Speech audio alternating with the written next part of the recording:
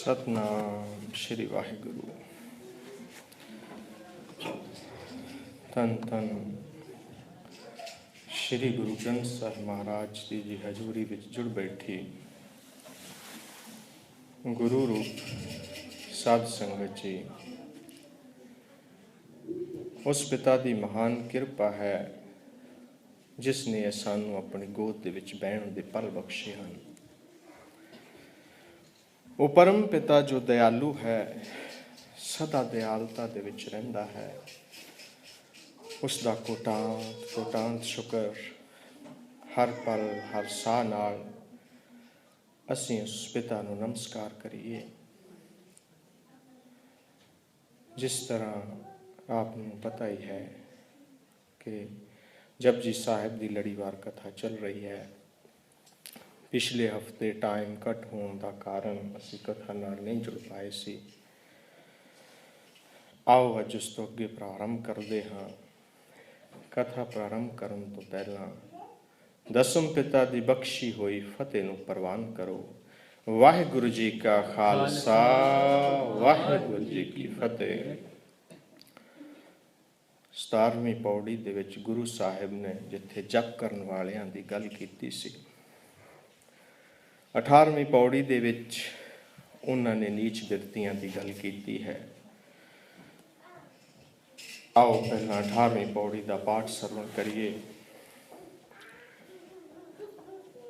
असंख मूर्ख अंधकोर, असंख जोर हराम खोर,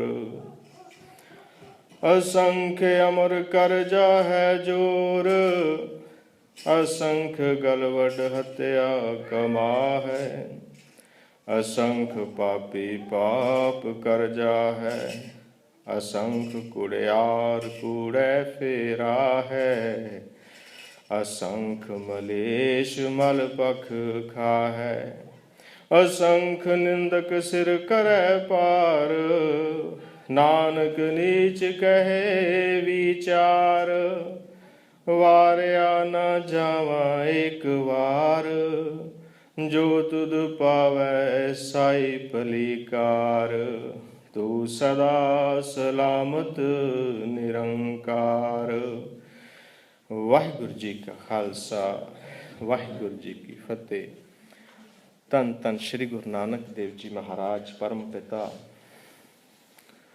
जिन्हों ने असंख जप असंख भाव की गल की सी कि अनेकों जप करने वाले हैं, अनेकों भगती करने वाले हैं। 18वीं पौड़ी दे विच उन्होंने नीच बिरतियां की गल की है। दर्शाया है कि इंसान की जो बिरती है कित्थों तक नीच जा सकती है।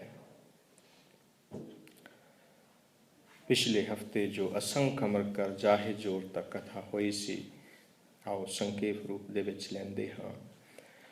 गुरु साहिब जी फरमाउंदे हन, असंख मूर्ख अंधकोर, कि दुनिया दे विच अणगिणत ही मूर्ख लोग हैं, जिन्हां दी गिणती नहीं की जा सकती।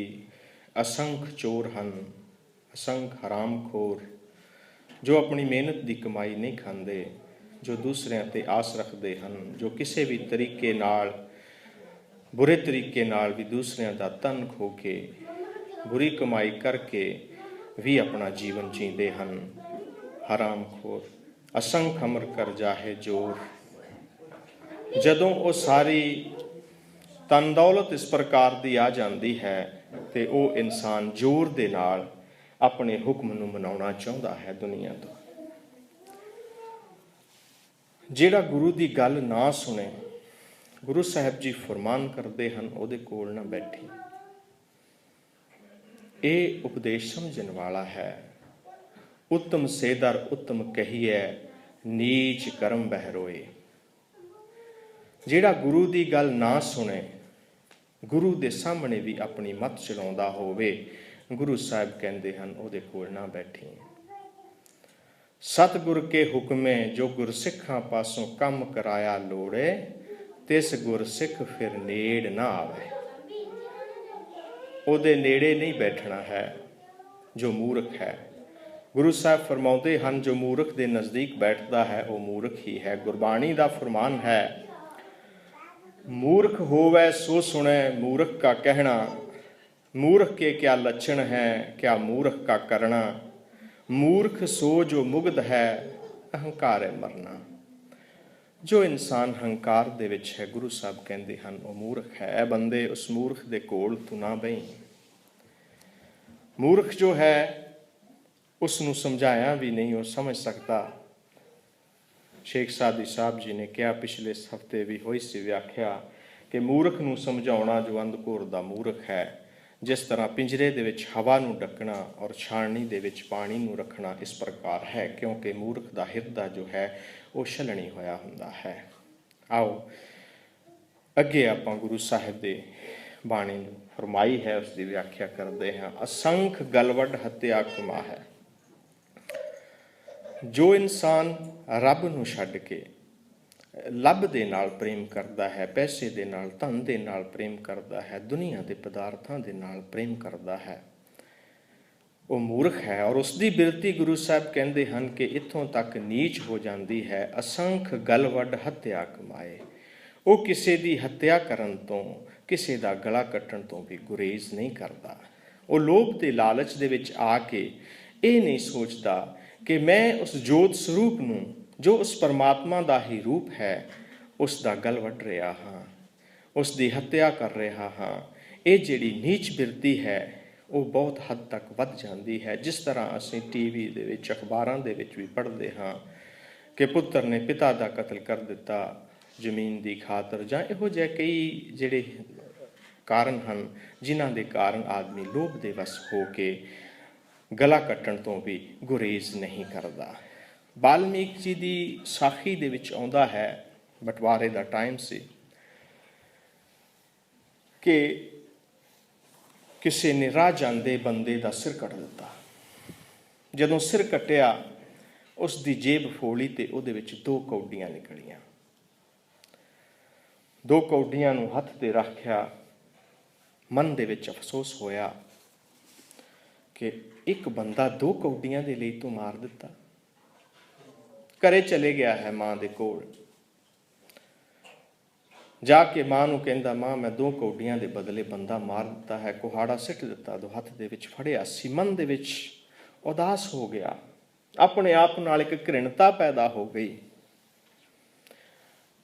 माँ जो है साध संगत जी, वो चाहे तो बच्चे नूं भगत बना सकती है, चाहे तो बदमाश बना सकती है। क्योंकि गुरु की गुरबाणी कहती है कि आदमी की मत कितनी भी नीच क्यों ना हो जाए वो फिर भी उत्तम हो सकता है। हुण जदों उसके मन दे विच गहरा प्रभाव होया कि मैं 2 कौडियां दे लई बंदा मार दिता है, तो माँ ने उहदे हथ तो 2 कौडियां लै लईआं। वो बाजार दे विच चले गई। माँ ने की कीता, छोटियां छोटियां मच्छियां एक लिफाफे दे विच पा के लै आई। अपने पुत्र नूं समझाउण लगी, कहंदी पुत्र तूं ते 2 कौडियां दे बदले एक ही बंदा मारिया है। आ देख इसने 2 कौडियां दे बदले कितनियां मच्छियां, कितने जीवां की हत्या की है। तूं ते उहदे नालों बहुत चंगा है। इंसान कितनी भी गिरावट दे विच चला जावे, वो परिपूर्ण परमात्मा की गुरबाणी उसनूं उपर लै आउंदी है। असंख इसलिए असंख हन जो गल वढ़ के हत्या कमाउंदे हन। धन के लालच दे विच किसी भी तरीके नाल धन आ जावे। काचा धन संचे मूर्ख गवार। काचा धन किहड़ा हुंदा है? जो अपनी कमाई दे नाल ना आवे, जिस दे उत्ते अपनी मेहनत ना लगी होवे, जो हराम दा होवे, उसनूं ही जो है वह काचा धन कहते हैं। ये बिरती जो है ये बहुत ही नीच जा सकती है जो काचा धन संचन वाली है, क्योंकि ये विच इंसान ना माँ ना भैन ना भरा ना प्यो कुछ नहीं देखता। ये बिरती सिर्फ एक धन उहदे लोभ नूं देखदी है। इस दे उल्ट जो उस परिपूर्ण परमात्मा दे नाल प्रेम करते हैं उन्हां दी बिरती बहुत उच्ची हुंदी है। उस तो अगे गुरु साहिब जी फरमाउंदे हैं, असंख कुड़ियार कूड़ै फिराए। गुरबाणी दे विच है, कौन कुड़ियार है? बिन प्रतीति कूड़ी कूड़ी अखी मीटै। झूठ की है? झूठ है असलीयत ते पर्दा पाउणा। जो इंसान अंदरों कुछ होर होवे ਤੇ ਬਾਹਰੋਂ ਕੁਝ ਹੋਰ ਹੋਵੇ, ਆਪਣੀ ਅਸਲੀਅਤ ਨੂੰ ਛੁਪਾਉਂਦਾ ਹੋਵੇ, ਉਸ ਨੂੰ ਕੁੜਿਆਰ ਕਹਿੰਦੇ ਹਨ, ਠੱਗ ਕਹਿੰਦੇ ਹਨ। ਐਸੇ ਕੁੜਿਆਰ ਜੋ ਕੂੜ ਬੋਲਦੇ ਹਨ।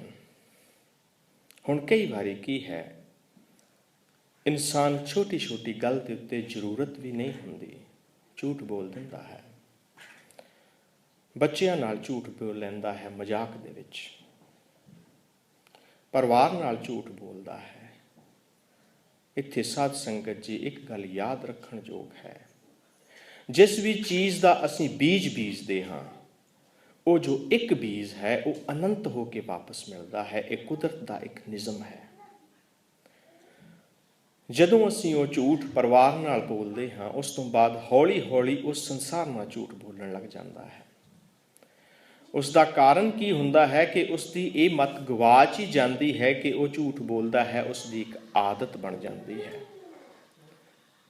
99% ਅਸੀਂ ਜਿਹੜੀ ਜ਼ਿੰਦਗੀ ਜਿਉਂਦੇ ਹਾਂ ਉਹ ਆਦਤਾਂ ਤੇ ਆਧਾਰਿਤ ਹੈ, ਡਿਸਿਪਲਿਨ ਤੇ ਆਧਾਰਿਤ ਨਹੀਂ ਹੈ, ਉਸ ਗੁਰੂ ਤੇ ਆਧਾਰਿਤ ਨਹੀਂ ਹੈ, ਉਸ ਗੁਰੂ ਦੀ ਬਾਣੀ ਤੇ ਆਧਾਰਿਤ ਨਹੀਂ ਹੈ।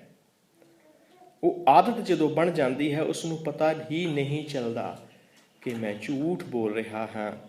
ਉਹ ਜੋ ਹੈ, ਜਿਸ ਤਰ੍ਹਾਂ ਕੋਈ ਭੇਖਧਾਰੀ ਸੰਤ ਹਨ, ਗੁਰੂ ਸਾਹਿਬ ਜੀ ਗੁਰਬਾਣੀ ਦੇ ਵਿੱਚ ਫਰਮਾਨ ਕਰਦੇ ਹਨ, ਗਲੀ ਜਿਨ੍ਹਾਂ ਦੇ ਮਾਲੀਆਂ ਲੋਟੇ ਹੱਥ ਨੇ ਪੱਗ, ਓਏ ਹਰ ਕੇ ਸੰਤ ਨਾ ਆਖੀਐ ਬਾਨਾਰਸ ਕੇ ਠੱਗ। ਬਹੁਤ ਸਾਰੇ ਐਸੇ ਲੋਕ ਜੋ ਝੂਠ ਨੂੰ ਛੁਪਾਉਣ ਲਈ, ਜੋ ਅਸਲੀਅਤ ਨੂੰ ਛੁਪਾਉਣ ਦੇ ਲਈ ਪਖੰਡ, ਕੁੜਿਆਰ ਦਾ ਇੱਕ ਦੂਸਰਾ ਅਰਥ ਹੈ ਪਖੰਡ ਕਰਦੇ ਹਾਂ ਅਸੀਂ।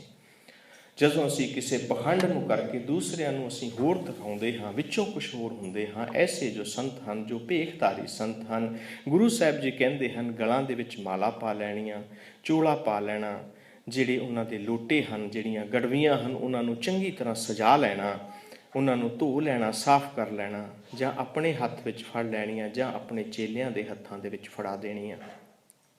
ਐਸੇ ਜੋ ਲੋਕ ਹਨ ਉਹ ਕੁੜਿਆਰ ਹਨ, ਉਹਨਾਂ 'ਤੇ ਕਦੇ ਵਿਸ਼ਵਾਸ ਨਹੀਂ ਕਰਨਾ ਚਾਹੀਦਾ। ਉਹ ਕੁੜਿਆਰ ਜੋ ਸੱਚਾਈ ਨੂੰ, ਜੋ ਪਖੰਡ ਨੂੰ ਛੁਪਾਉਂਦਾ ਹੈ, ਉਹ ਜੋ ਹੈ, ਐਸੇ ਵੀ ਜੋ ਅਸੰਖ ਲੋਕ ਹਨ ਜੋ ਝੂਠ ਬੋਲਦੇ ਹਨ, ਜੋ ਝੂਠ ਦੇ ਨਾਲ ਆਪਣੇ ਜੀਵਨ ਨੂੰ ਚਲਾਉਂਦੇ ਹਨ। ਇਨਸਾਨ ਸਮਝਦਾ ਹੈ ਕਿ ਝੂਠ ਬੋਲ ਕੇ ਉਹ ਆਪਣੀ ਅਸਲੀਅਤ ਨੂੰ ਛੁਪਾ ਲਏਗਾ।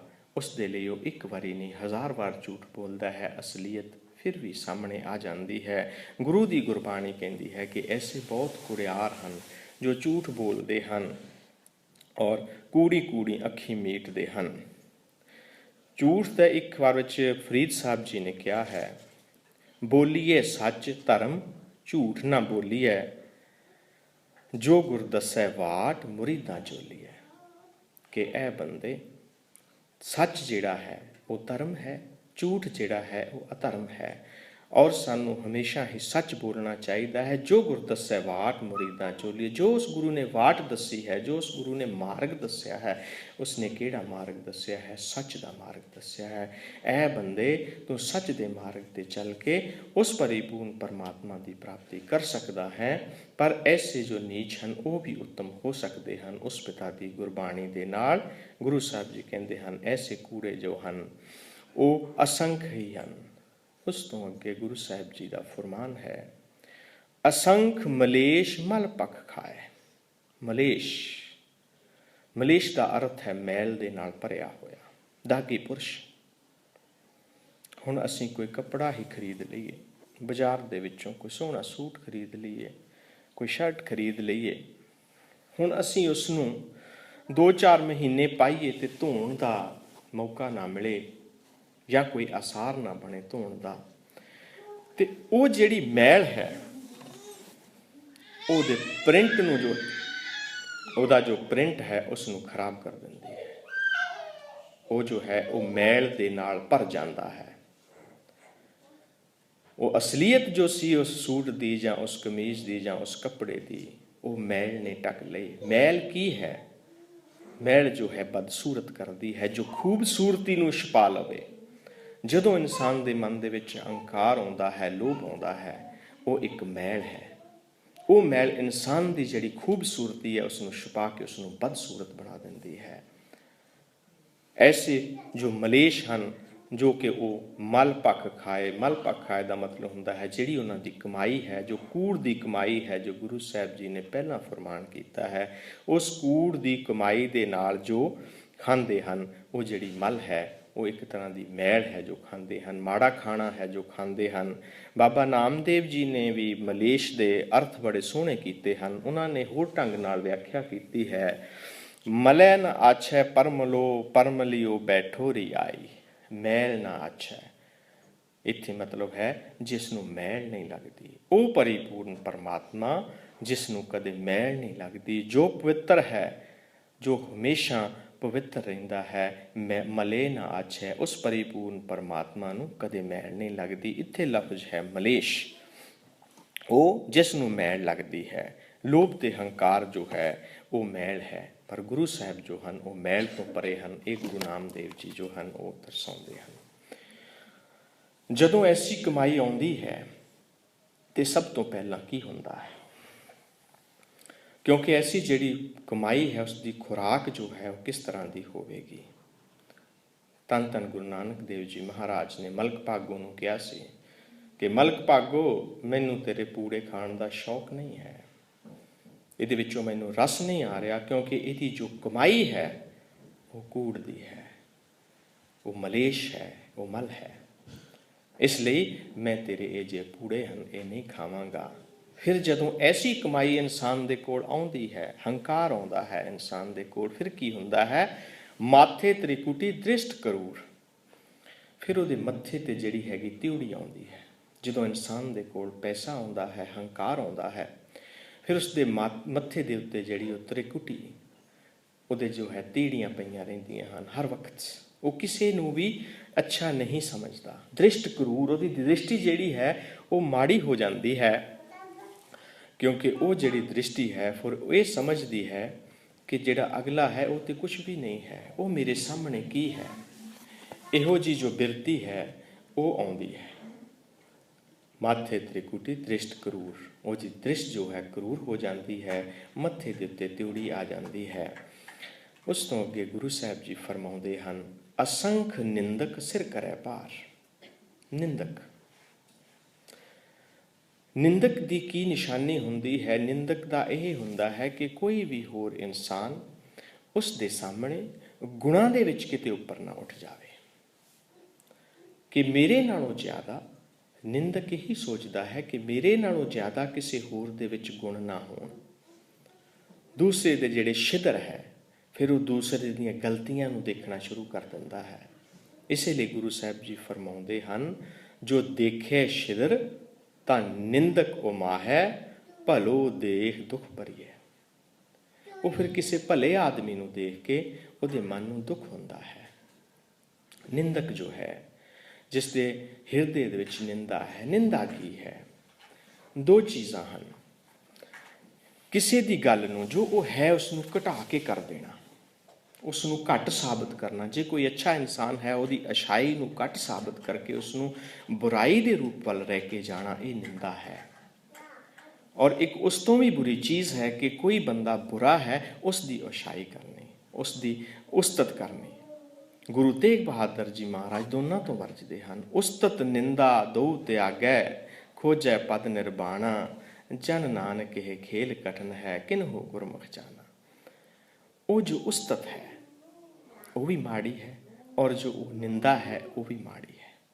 ਪਰ ਜੋ ਇਨਸਾਨ ਉਸ ਪਰਮਾਤਮਾ ਦੇ ਨਾਲ ਜੁੜਿਆ ਹੈ, ਉਸ ਲਈ ਗੁਰੂ ਸਾਹਿਬ ਕੀ ਫਰਮਾਨ ਕਰਦੇ ਹਨ, ਪੌੜੀ ਸੇਵ ਕੀਤੀ ਸੰਤੋਖੀ, ਸੱਚੋ ਸੱਚ ਧਿਆਇਂਦਾ, ਉਨੀ ਮੰਦੇ ਪੈਰ ਨਾ ਰੱਖਿਓ। ਉਹ ਜੋ ਹਨ, ਜੋ ਉਸ ਪਿਤਾ ਨਾਲ, ਜੋ ਉਸ ਪਰਿਪੂਰਨ ਪਰਮਾਤਮਾ ਦੇ ਨਾਲ ਜੁੜੇ ਹੋਏ ਹਨ, ਉਹ ਮੰਦੇ ਕੰਮਾਂ ਦੇ ਵਿੱਚ ਪੈਰ ਨਹੀਂ ਰੱਖਦੇ। ਉਹ ਇਹੀ ਕਹਿੰਦੇ ਹਨ ਕਿ ਇਹ ਪਰਮਾਤਮਾ ਜੋ ਤੂੰ ਸਾਨੂੰ ਦੇ ਰਿਹਾ ਹੈ, ਤੇਰਾ ਸ਼ੁਕਰ ਹੈ, ਤੇਰਾ ਅਸੀਂ ਹਰ ਵਕਤ ਸ਼ੁਕਰਾਨਾ ਕਰਦੇ ਹਾਂ। ਇਹ ਪਿਤਾ ਅਸੀਂ ਇਤਨੇ ਜੋਗੇ ਨਹੀਂ ਜਿਤਨਾ ਤੂੰ ਸਾਨੂੰ ਦੇ ਰਿਹਾ ਹੈ। ਉਹ ਹਰ ਵਕਤ ਉਹਦੇ ਸ਼ੁਕਰਾਨੇ ਦੇ ਵਿੱਚ ਰਹਿੰਦੇ ਹਨ। ਉਹ ਮੰਦੇ ਪੈਰ, ਉਨੀ ਮੰਦੇ ਪੈਰ ਨਾ ਰੱਖੀਓ। ਉਹ ਮੰਦੇ ਕੰਮਾਂ ਦੇ ਵਿੱਚ ਕਦੇ ਵੀ ਪੈਰ ਨਹੀਂ ਰੱਖਦੇ। ਉਹ ਆਪਣੇ ਆਪ ਨੂੰ ਹਮੇਸ਼ਾ ਹੀ ਉਸ ਪਿਤਾ ਦੇ ਅੱਗੇ ਸੀਸ ਝੁਕਾਉਂਦੇ ਹਨ, ਔਰ ਇਹੀ ਕਹਿੰਦੇ ਹਨ ਕਿ ਇਹ ਪਰਮਾਤਮਾ, ਜੇ ਮੈਂ ਤੇਰੇ ਤੋਂ ਇਲਾਵਾ ਕਿਤੇ ਆਪਣੇ ਢੰਗ ਦੇ ਨਾਲ ਕੋਈ ਕਮਾਈ ਕਰਨ ਜਾਂਦਾ ਹਾਂ ਜਾਂ ਕਿਸੇ ਹਰਾਮ ਦੀ ਕਮਾਈ ਨੂੰ ਕਰਨ ਜਾਂਦਾ ਹਾਂ, ਤੈਨੂੰ ਛੱਡ ਕੇ, ਇਹਦਾ ਮਤਲਬ ਹੈ ਕਿ ਮੈਨੂੰ ਤੇਰੇ ਤੇ ਤੇਰੇ ਖਜ਼ਾਨਿਆਂ ਤੇ ਮਾਣ ਨਹੀਂ ਹੈ। ਤੂੰ ਮੈਨੂੰ ਗਰੀਬ ਥੋੜ੍ਹੀ ਦੇਖਣਾ ਚਾਹੁੰਦਾ ਹੈ। ਕੋਈ ਪਿਤਾ ਚਾਹੁੰਦਾ ਹੈ ਕਿ ਉਸ ਦੇ ਪੁੱਤਰ ਜਾਂ ਉਸ ਦੀ ਧੀ ਕੋਈ ਗਰੀਬ ਹੋਵੇ ਜਾਂ ਉਹਨੂੰ ਦੁੱਖ ਹੋਵੇ? ਨਹੀਂ, ਇਹ ਪਿਤਾ ਤੂੰ ਮੈਨੂੰ ਗਰੀਬ ਨਹੀਂ ਦੇਖਣਾ ਚਾਹੁੰਦਾ, ਪਰ ਜੋ ਤੇਰੀ ਰਜ਼ਾ ਹੈ, ਜੋ ਮੇਰੇ ਕਰਮਾਂ ਦੇ ਵਿੱਚ ਹੈ, ਤੂੰ ਮੈਨੂੰ ਉਹ ਦੇ ਰਿਹਾ ਹੈ ਔਰ ਉਹ ਬਹੁਤ ਹੈ। ਇਹ ਜੋ ਹੈ ਉਸ ਗੁਰੂ ਦੇ ਨਾਲ, ਉਸ ਪਿਆਰੇ ਦੇ ਨਾਲ ਜੁੜੇ ਹੋਏ ਦੀ ਗੱਲ ਹੈ। ਗੁਰੂ ਸਾਹਿਬ ਉਸਤਤ ਔਰ ਨਿੰਦਾ ਦੋਨਾਂ ਤੋਂ ਵਰਜਦੇ ਹਨ। ਇੱਕ ਫੁੱਲ ਹੈ, ਇੱਕ ਕੰਡਾ ਹੈ। ਫੁੱਲ ਨੂੰ ਫੁੱਲ ਕਹਿ ਦੇਣਾ ਸਹੀ ਹੈ। ਅਗਰ ਫੁੱਲ ਨੂੰ ਕੋਈ ਕੰਡਾ ਕਹਿੰਦਾ ਹੈ ਤੇ ਉਹ ਨਿੰਦਾ ਹੈ, ਅਗਰ ਕੰਡੇ ਨੂੰ ਫੁੱਲ ਕਹਿੰਦਾ ਹੈ ਤੇ ਉਹ ਜਿਹੜੀ ਹੈ ਉਹ ਉਸਤਤ ਹੈ। ਇੱਕ ਬਹੁਤ ਹੀ ਵੱਡੇ ਸੰਤ ਸ਼ੇਖ ਸਾਦੀ ਸਾਹਿਬ ਉਹ ਫਰਮਾਉਂਦੇ ਹਨ ਕਿ ਮੈਂ ਐਸੇ ਦੋਸਤਾਂ ਤੋਂ ਬਹੁਤ ਦੁਖੀ ਹਾਂ। ਈ ਖੁਸ਼ਾਮਦ ਗੋਏ ਚੰਦੀ ਇਬ ਲਿਹਾ, ਰਹਿ ਜਨਾਨਦ ਰਹਿ ਜਨਾਨਦ ਰਹਿ ਜਨਾ। ਉਹ ਕਹਿੰਦਾ ਕਿ ਐਸੇ ਜਿਹੜੇ ਦੋਸਤ ਹਨ ਜੋ ਉਸਤਤ ਕਰਦੇ ਹਨ ਬਿਨਾਂ ਮਤਲਬ ਤੋਂ, ਉਹ ਡਾਕੂ ਹਨ, ਰਹਿ ਜਨਾ ਡਾਕੂ ਹਨ। ਉਹ ਜੋ ਹੈ ਉਹ ਜਿਹੜੀ ਖੁਸ਼ਾਮਦ ਕਰਦੇ ਹਨ, ਮੈਂ ਉਹਨਾਂ ਤੋਂ ਬਹੁਤ ਦੁਖੀ ਹਾਂ। ਅੱਜ ਸੁਭ ਤੇ ਦੋਸਤੋ ਰੰਜਮ ਇਖਲਾਕੇ ਬਦਨ ਹੁਸਨ ਨਮਾਇਤ, ਕਿ ਉਹ ਜਿਹੜੀ ਮੇਰੀ ਬਦ ਇਖਲਾਕੀ ਹੈ ਉਸ ਨੂੰ ਬੜੀ ਖੂਬਸੂਰਤੀ ਦੇ ਨਾਲ ਪੇਸ਼ ਕਰਦੇ ਹਨ। ਐਬੇ ਹੁਨਰੋ ਕਮਾਲ ਦੀਨਮ ਖਾਰਮ ਗੁਲ ਜਾਸਮੀਨ, ਮੇਰੇ ਕੰਡਿਆਂ ਨੂੰ ਫੁੱਲ ਆਖਦੇ ਹਨ, ਮੇਰੇ ਪਾਪਾਂ ਨੂੰ ਪੁੰਨ ਆਖਦੇ ਹਨ। ਮੈਂ ਐਸੇ ਦੋਸਤਾਂ ਤੋਂ ਬਹੁਤ ਦੁਖੀ ਹਾਂ ਜੋ ਮੇਰੀ ਖੁਸ਼ਾਮਦ ਕਰਦੇ ਹਨ, ਝੂਠੀ ਖੁਸ਼ਾਮਦ ਕਰਦੇ ਹਨ। ਕੋ ਦੁਸ਼ਮਨ ਚਸ਼ਮੇ ਬੇਬਾਕ ਤਾਂ ਐਬੇ ਮਰਾ ਬੇਬਾਕ ਨੁਮਾਇਤ, ਮੈਂ ਐਸੇ ਬੇਬਾਕ ਦੁਸ਼ਮਣ ਨੂੰ ਲੱਭ ਰਿਹਾ ਹਾਂ। ਐਸੇ ਬੇਬਾਕ ਦੁਸ਼ਮਣ ਦੀ ਮੈਂ ਪਾਲ ਦੇ ਵਿੱਚ ਹਾਂ ਜੋ ਮੇਰੇ ਮੂੰਹ ਤੇ ਮੇਰੀ ਬੁਰਾਈ ਕਰੇ, ਮੇਰੇ ਸ਼ਿਦਰ ਦੇਖੇ, ਮੈਨੂੰ ਜੋ ਹੈ ਉਹ ਦੱਸੇ ਤਾਂ ਕਿ ਮੈਂ ਆਪਣੇ ਆਪ ਨੂੰ ਸੁਧਾਰ ਸਕਾਂ। ਇਹ ਜੋ ਹੈ ਸ਼ੇਖ ਸਾਦੀ ਸਾਹਿਬ ਕਹਿੰਦੇ ਹਨ ਕਿ ਐਸੇ ਦੋਸਤਾਂ ਤੋਂ ਮੈਂ ਬਹੁਤ ਹੀ ਰੰਜੀਦਾ ਹਾਂ, ਬਹੁਤ ਹੀ ਦੁਖੀ ਹਾਂ। ਮੈਂ ਉਸ ਦੁਸ਼ਮਣ ਦੀ ਭਾਲ ਦੇ ਵਿੱਚ ਹਾਂ ਜੋ ਮੇਰੇ ਐਬਾਂ ਨੂੰ ਦੱਸੇ। ਕਬੀਰ ਜੀ ਫਰਮਾਉਂਦੇ ਹਨ, ਨਿੰਦੋ ਮੋਕੋ ਲੋਗ ਨਿੰਦੋ, ਨਿੰਦਾ ਜਨ ਕੋ ਖਰੀ ਪਿਆਰੀ, ਨਿੰਦਾ ਬਾਪ ਨਿੰਦਾ ਮਹਤਾਰੀ। ਹੁਣ ਐਸੀ ਨਿੰਦਾ ਦੇ ਵਿੱਚ ਕਿਹੜੀ ਖਾਸੀਅਤ ਹੈ ਜਿਸ ਦੇ ਵਿੱਚ ਕਬੀਰ ਜੀ ਕਹਿ ਰਹੇ ਹਨ ਕਿ ਮੈਨੂੰ ਨਿੰਦੋ, ਮੈਂ ਨਿੰਦਕ ਨੂੰ ਆਪਣੇ ਮਾਂ ਤੇ ਬਾਪ ਦਾ ਦਰਜਾ ਦਿੰਦਾ ਹਾਂ। ਜੇ ਕਿਸੇ ਬੱਚੇ ਦਾ ਮਾਂ ਬਾਪ ਨਾ ਹੋਵੇ ਤੇ ਅਸੀਂ ਬੜੀ ਤਰਸਯੋਗ ਨਿਗਾਹ ਦੇ ਨਾਲ ਉਸ ਨਾਲ ਦੇਖਦੇ ਹਾਂ ਕਿ ਇਹ ਅਨਾਥ ਹੈ। ਹੁਣ ਇੱਥੇ ਕਬੀਰ ਜੀ ਫਰਮਾਨ ਕਰ ਰਹੇ ਹਨ ਕਿ ਉਹ ਜੋ ਹੈ ਉਹ ਮੇਰੇ ਮਾਤਾ ਪਿਤਾ ਹਨ। ਐਸਾ ਦਰਜਾ ਕਿਉਂ ਦੇ ਰਹੇ ਹਨ? ਭਗਤ ਹਨ।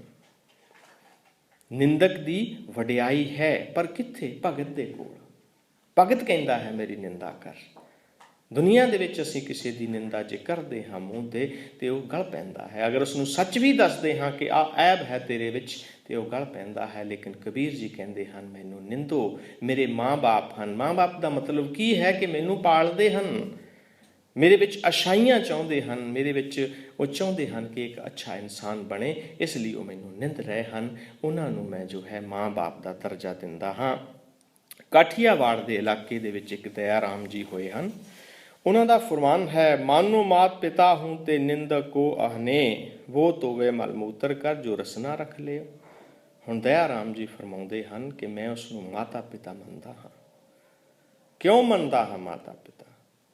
ਉਹਦੇ ਤੋਂ ਵੀ ਉੱਪਰ ਮੰਨਦਾ ਹਾਂ, ਕਿਉਂਕਿ ਮਾਤਾ ਪਿਤਾ ਨੇ ਤੇ ਮੇਰਾ ਜਿਹੜਾ ਮਲ ਮੂਤਰ ਸੀ ਉਹ ਹੱਥਾਂ ਦੇ ਨਾਲ ਸਾਫ਼ ਕੀਤਾ ਸੀ। ਇਹ ਜੋ ਨਿੰਦਕ ਹੈ ਇਹ ਮੇਰਾ ਮਲ ਮੂਤਰ ਰਸਨਾ ਦੇ ਨਾਲ ਸਾਫ਼ ਕਰ ਰਿਹਾ ਹੈ। ਇਸ ਲਈ ਜੋ ਦਇਆ ਰਾਮ ਜੀ ਹਨ ਉਹ ਮਾਤ ਪਿਤਾ ਤੋਂ ਵੀ ਉੱਚਾ ਦਰਜਾ ਜੋ ਹੈ ਉਹ ਨਿੰਦਕ ਨੂੰ ਦਿੰਦੇ ਹਨ। ਇਹ ਭਗਤਾਂ ਦੀ ਗਿਣਤੀ ਦੇ ਵਿੱਚ ਹਨ ਜਿੱਥੇ ਨਿੰਦਕ ਨੂੰ ਇਤਨੀ ਉੱਚੀ ਜਗ੍ਹਾ ਦਿੱਤੀ ਗਈ ਹੈ। ਪਰ ਨਿੰਦਾ ਜੋ ਹੈ, ਜੋ ਹੁਣ ਫੁੱਲ ਨੂੰ ਕੰਡਾ ਕਹੀ ਜਾਂਦਾ ਹੈ, ਕੀ ਹੋਏਗਾ? ਉਸ ਦੇ ਜੀਵਨ ਦੇ ਵਿੱਚ ਕੰਡੇ ਹੀ ਕੰਡੇ ਆਉਣਗੇ। ਜੋ ਭਗਤ ਨੂੰ ਚੋਰ ਕਹਿ ਰਿਹਾ ਹੈ, ਭਗਤ ਤੇ ਆਪਣੀ ਜਗ੍ਹਾ ਤੇ ਸਹੀ ਹੈ, ਪਰ ਉਸ ਇਨਸਾਨ ਦੀ ਬਿਰਤੀ ਜੋ ਹੈ ਉਹ ਚੋਰ ਵਾਲੀ ਹੋ ਜਾਏਗੀ। ਉਹ ਚੋਰੀ ਕਰਨ ਤੋਂ ਕਦੇ ਰਹਿ ਨਹੀਂ ਸਕੇਗਾ ਜੋ ਭਗਤ ਨੂੰ ਚੋਰ ਕਹਿ ਰਿਹਾ ਹੈ। ਔਰ ਜੋ ਫੁੱਲ ਨੂੰ ਕੰਡਾ ਦਰਸਾ ਰਿਹਾ ਹੈ, ਫੁੱਲ ਨੂੰ ਕੰਡਾ ਸਾਬਤ ਕਰ ਰਿਹਾ ਹੈ, ਉਹਦੇ ਜੀਵਨ ਦੇ ਵਿੱਚ ਕੰਡੇ ਹੀ ਕੰਡੇ ਜੋ ਹੈ ਉਹ ਇਕੱਠੇ ਹੋ ਜਾਣਗੇ। ਅਸੀਂ ਸੰਤ ਨੂੰ ਸੰਤ ਕਹਿ ਦਿੰਦੇ ਹਾਂ, ਬਦਮਾਸ਼ ਨੂੰ ਬਦਮਾਸ਼ ਨਹੀਂ ਕਹਿੰਦੇ। ਫੁੱਲ ਨੂੰ ਫੁੱਲ ਕਹਿ ਦਿੰਦੇ ਹਾਂ, ਕੰਡੇ ਨੂੰ ਕੰਡਾ ਨਹੀਂ ਕਹਿੰਦੇ, ਕਿਉਂਕਿ ਕੰਡੇ ਨੂੰ ਕੰਡਾ ਕਿਹਾ ਉਹ ਦਾਮਨ ਚੀਰੇਗਾ, ਉਹ ਕੱਪੜੇ ਪਾੜੇਗਾ, ਉਹ ਚੁਭੇਗਾ। ਇਸੇ ਲਈ ਅਸੀਂ ਸੰਤ ਨੂੰ ਸੰਤ ਕਹਿ ਦਿੰਦੇ ਹਾਂ, ਪਰ ਬਦਮਾਸ਼ ਨੂੰ ਬਦਮਾਸ਼ ਕਿਉਂ ਨਹੀਂ ਕਹਿੰਦੇ? ਸਾਡੇ 'ਚੋਂ ਹਿੰਮਤ ਨਹੀਂ ਹੈ। ਗੁਰੂ ਸਾਹਿਬ ਕਹਿੰਦੇ ਹਨ ਉਹ ਹਿੰਮਤ ਹੋਣੀ ਚਾਹੀਦੀ ਹੈ। ਸਾਨੂੰ ਫੁੱਲ ਨੂੰ ਫੁੱਲ, ਕੰਡੇ ਨੂੰ ਕੰਡਾ ਕਹਿਣਾ ਚਾਹੀਦਾ ਹੈ। ਇਹਦੀ ਉਦਾਹਰਨ ਹੈ ਗੁਰੂ ਗੋਬਿੰਦ ਸਿੰਘ ਜੀ ਮਹਾਰਾਜ, ਜਿਨ੍ਹਾਂ ਨੇ ਫੁੱਲ ਨੂੰ ਫੁੱਲ ਔਰ ਕੰਡੇ ਨੂੰ ਕੰਡਾ ਕਿਹਾ ਹੈ। ਗੁਰੂ ਸਾਹਿਬ ਜੀ ਫਰਮਾਉਂਦੇ ਹਨ, ਤੁਰਾ ਮਨ ਨਦਾਨਮ ਕਿ ਜਜਦਾ ਸ਼ਨਾਸ਼, ਜਫਰਨਾਮੇ ਦੇ ਵਿੱਚ, ਬਰਾਮ ਜਤੋ ਕਰਾਹਾ ਦਿਲ ਖੁਰਾਸ਼, ਅਗਰ ਸਦ ਕੋ ਰਾਹਾ ਬਾਖਰੂਦੀ ਕਸਮ, ਮਰੇ एतबारे न यक यरादम। ऐ औरंगजेब, तू बहुत अच्छा इंसान है, तू रोजे भी रखता है, तू यकात भी दिंदा है, तू सोना भी बहुत है, तू यंग दे मैदान दे विच तेरा निशाना भी नहीं चुकता, तू खजाने दे विचों अपना जो प्रशादा है वो खजाने की कमाई दे विचों नहीं खाता, तू टोपियां बनाता है ते कुरान शरीफ लिखता है ते वो जो बाजार दे विच विकदी है उन्होंने वेच के ते तू अपना जिहड़ा है वो भोजन छकदा है, पर तू खुदाशनाश बंदा नहीं है। खुदाशनाश कौन हुंदा है? जो उस परमात्मा ते भरोसा रखे। अगर असीं कर्म करते हाँ और उस परमात्मा ते भरोसा नहीं है, वो साडे कर्म वो गलत हो जाते हैं। ऐ औरंगजेब, तेरे कोलों ऐसे कम प्रगट होए हैं, ऐसे कम तेरे कोलों होए हैं जिन्हां ने दूसरियां दा दिल दुखाया है। और खुदाशनाश बंदा, खुदा दे डर नूं मन दे विच रखण वाला बंदा कदे किसी दा दिल नहीं दुखाउंदा, क्योंकि दिल दिखाना जो है वो पाप है। इसलिए वो जिहड़े तेरे सारे कर्म हैं वो जिहड़े हैं वो पापां दे विच प्रवृत्त हो जाते हैं। इसलिए गुरु साहिब ने, गुरु गोबिंद सिंह जी महाराज ने बड़ी बखूबी नाल, जे दुश्मन सी उसकी जो खूबियां सन वो भी बयान कीतियां, और जो उस दे विच दरिंदगी सी वो भी उसने बयान की गुरु साहिब ने। और गुरु गोबिंद सिंह जी महाराज ये चाहणगे कि मेरा गुरसिख इदां दा ना होवे। जे असीं गुरु गोबिंद सिंह महाराज जी दे गुरसिख हाँ तो सानू भी वो ही बिरती रखनी चाहिए है। सानू सही नू सही, गलत नू गलत जरूर कहना चाहिए है। इसलिए गुरु साहिब कहते हैं जो निंदक है वो जो है वो निंदा करके दूसरियां दा भार जो है वो भी अपने ऊपर चक्की जा रहा है, वो मल दी कमाई खा रहा है। इसलिए निंदा जो है वो आदमी की जो बिरती है उसनू बहुत नीच ले जाती है। और हमेशा ही इंसान नू जो है इन्हां चीज़ों तो अलग रहना चाहिए है। नानक नीच कहे विचार, गुरु नानक साहब जी फरमा रहे हैं। करद्या जो ये पौड़ी उच्चारण की गुरु साहिब दे ये गल, क्योंकि वो इत्थे तरकीब बना रहे हैं अपने आप नू विच शामिल करन दी कि जे मैं इन्हां दी जो निंदा की है ये किते हंकार ना हो जाए। गुरु साहब ने अपने आप नू भी उसे पंक्ति दे विच शामिल कर लिया, नीचां वाली पंक्ति विच। नानक नीच कहे विचार, वो परम पिता अपने आप नू साडे वर्गे नीचां दे विच खड़ा करके ये एहसास कराउणा चाहुंदे हन ताकि असीं कदे अपना दिल ना ढा बैठे कि साडे नाल भी असीं चाहे नीच हाँ, माड़े हाँ, वो परम पिता जो है साडे नाल खड़ा है, असीं उत्तम हो सकते हाँ। वारिया ना जावां एक बार ऐ परिपूर्ण परमात्मा। गुरु नानक साहब जी फरमा रहे हैं कि मेरे विच ते इतनी भी हस्ती नहीं है कि मैं तेरे उतों एक बारी वारिया जा सकां। मेरी की हस्ती है तेरी इस कुदरत के सामने, मैं ते नहीं जा। जो तुद भावै साई भली कर, ऐ परिपूर्ण परमात्मा। जो भी तू करदा है, जो भी तेरा कर्म है, जो तू करदा है दुनिया के इस ब्रह्मंड दे विच, वो जो उत्तम है वो तेरा भला कर्म है, भली कार है तेरी।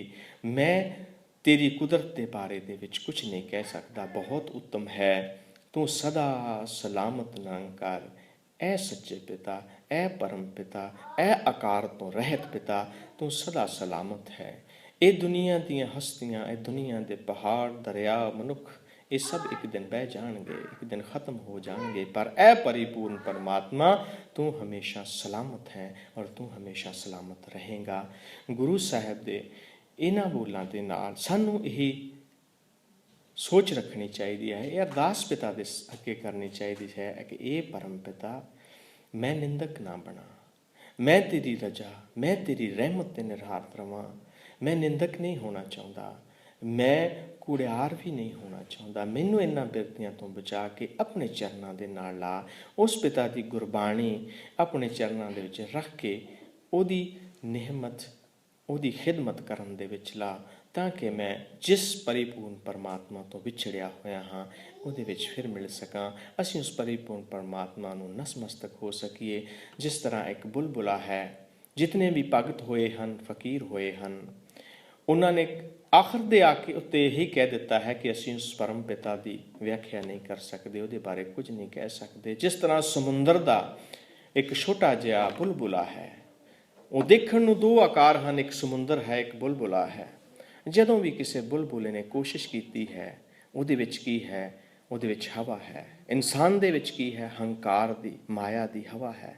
ਉਹ ਜਦੋਂ ਵੀ ਉਹ ਬੁਲਬੁਲਾ ਆਪਣੇ ਆਪ ਨੂੰ ਮਿਟਾ ਕੇ ਸਮੁੰਦਰ ਨੂੰ ਜਾਣਨ ਲਈ ਜਾਂਦਾ ਹੈ ਤੇ ਉਹਦੇ ਵਿੱਚ ਸਮਾ ਜਾਂਦਾ ਹੈ। ਇਸੇ ਲਈ ਜਦੋਂ ਵੀ ਕੋਈ ਇਨਸਾਨ ਉਸ ਪਰਿਪੂਰਨ ਪਰਮਾਤਮਾ ਨੂੰ ਮਿਲ ਜਾਂਦਾ ਹੈ ਤੇ ਕੁਝ ਕਹਿਣ ਤੋਂ ਰਹਿਤ ਹੋ ਜਾਂਦਾ ਹੈ, ਕਿਉਂਕਿ ਉਹ ਹੀ ਹੋ ਗਿਆ, ਉਹ ਪਰਮਾਤਮਾ ਹੀ ਹੋ ਗਿਆ। ਇਸ ਕਰਕੇ ਕੋਈ ਪਰਿਪੂਰਨ ਪਰਮਾਤਮਾ ਨੂੰ ਨਹੀਂ ਜਾਣ ਸਕਦਾ, ਉਸ ਦੀ ਸ੍ਰਿਸ਼ਟੀ ਨੂੰ, ਉਸ ਦੇ ਕਰਮ ਨੂੰ ਕੋਈ ਨਹੀਂ ਜਾਣ ਸਕਦਾ। ਇਸੇ ਲਈ ਪਿਤਾ ਜੀ ਕਹਿੰਦੇ ਹਨ, ਜੋ ਤੁਧ ਭਾਵੈ ਸਾਈ ਭਲੀਕਾਰ, ਤੂੰ ਸਦਾ ਸਲਾਮਤ ਨਿਰੰਕਾਰ, ਤੂੰ ਸਦਾ ਸਲਾਮਤ ਹੈ। ਮੇਰੀ ਤੇ ਇਤਨੀ ਵੀ ਹਸਤੀ ਨਹੀਂ ਕਿ ਮੈਂ ਇੱਕ ਵਾਰੀ ਤੇਰੇ ਤੋਂ ਵਾਰਿਆ ਜਾ ਸਕਾਂ। ਇਤਨੀਆਂ ਹੀ ਬੇਨਤੀਆਂ ਪ੍ਰਵਾਨ ਕਰਨੀਆਂ। ਗੁਰੂ ਦੀ ਬਾਣੀ ਬਹੁਤ ਉੱਤਮ ਹੈ। ਗੁਰਬਾਣੀ ਪੜ੍ਹਦਿਆਂ ਕੋਈ ਸ਼ਬਦ ਗੁਰਬਾਣੀ ਦਾ ਗਲਤ ਕਹਿ ਗਿਆ ਹੋਵਾਂ, ਪਰਮ ਪਿਤਾ ਧੰਨ ਧੰਨ ਸ੍ਰੀ ਗੁਰੂ ਗ੍ਰੰਥ ਸਾਹਿਬ ਜੀ ਮਹਾਰਾਜ, ਸਾਧ ਸੰਗਤ ਜਿਸ ਨੂੰ ਗੁਰੂ ਦਾ ਦਰਜਾ ਪ੍ਰਾਪਤ ਹੈ, ਮਾਫ਼ ਕਰਨ ਯੋਗ ਹੈ, ਮਾਫ਼ ਕਰ ਦੇਣਾ। ਅੱਗੇ ਤੋਂ ਅਰਦਾਸ ਕਰਨੀ ਕਿ ਇਸ ਨਿਗੁਣੇ ਨੂੰ ਪਰਮਾਤਮਾ ਗੁਣ ਬਖਸ਼ੇ, ਸਮਤ ਬਖਸ਼ੇ। ਉਸ ਪ੍ਰਭੂ ਦੇ ਮੈਂ ਗੁਣ ਗਾਉਂਦਾ ਰਹਾਂ, ਆਪ ਦੇ ਚਰਨਾਂ ਦੀ ਧੂੜੀ ਇਸੇ ਤਰ੍ਹਾਂ ਮਸਤਕ ਤੇ ਲਾਉਂਦਾ ਰਹਾਂ। ਕੋਈ ਸ਼ਬਦ ਵੱਧ ਘੱਟ ਬੋਲਿਆ ਗਿਆ ਹੋਵੇ, ਕੋਈ ਐਸਾ ਸ਼ਬਦ ਜੋ ਹਿਰਦੇ ਨੂੰ ਕਿਸੇ ਨੂੰ ਪ੍ਰਵਾਨ ਨਾ ਹੋਇਆ ਹੋਵੇ, ਜਾਂ ਮੇਰੀ ਆਪਣੀ ਕੋਈ ਮੂਰਖਤਾ ਉਹਦੇ ਵਿੱਚ ਆ ਗਈ ਹੋਵੇ, ਉਸ ਨੂੰ ਇੱਥੇ ਹੀ ਭੁੱਲ ਕੇ ਜੋ ਉਸ ਪਰਿਪੂਰਨ ਪਰਮਾਤਮਾ ਦਾ ਕੋਈ ਸ਼ਬਦ ਹਿਰਦੇ 'ਚ ਵਸਿਆ ਹੋਵੇ, ਉਸ ਨੂੰ ਨਾਲ ਲੈ ਕੇ ਜਾਣਾ, ਉਸ ਨੂੰ ਆਪਣੇ ਜੀਵਨ ਦੇ ਵਿੱਚ ਕਮਾਉਣਾ, ਤਾਂ ਕਿ ਅਸੀਂ ਆਪਣੇ ਪਰਿਵਾਰ ਦਾ ਜੀਵਨ ਜੋ ਹੈ ਸਫਲਾ ਕਰ ਸਕੀਏ। ਅਸੀਂ ਉਸ ਪਿਤਾ ਦੇ ਚਰਨਾਂ ਵਿੱਚ ਆਪਣੀ ਹਾਜ਼ਰੀ ਲਵਾ ਸਕੀਏ। ਇਤਨੀਆਂ ਹੀ ਬੇਨਤੀਆਂ ਪ੍ਰਵਾਨ ਕਰਨੀਆਂ। ਵਾਹਿਗੁਰੂ ਜੀ ਕਾ ਖਾਲਸਾ, ਵਾਹਿਗੁਰੂ ਜੀ ਕੀ ਫਤਿਹ। ਸਾਡੇ ਬਾਬਾ ਜੀ ਆਪ ਜੀ ਨੂੰ ਕੀਰਤਨ ਦੇ ਨਾਲ ਨਿਹਾਲ ਕਰਨਗੇ। ਵਾਹਿਗੁਰੂ ਜੀ ਕਾ ਖਾਲਸਾ, ਵਾਹਿਗੁਰੂ ਜੀ।